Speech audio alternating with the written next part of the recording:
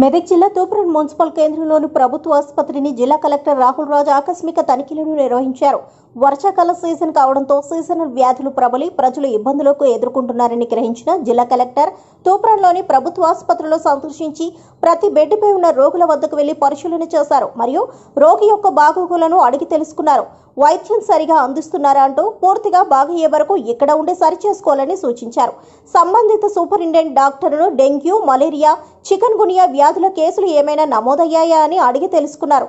సరైన చికిత్సను రోగులకు అందించాలని, ఎలాంటి ఇబ్బందులకు పేషెంట్లను గురి చేయొద్దని దిశానిర్దేశం చేశారు. ఈ తనిఖీలో RTO Jayachandra Reddy, hospital superintendent doctor Amir Singh, పలువురు అధికారులు పాల్గొన్నారు.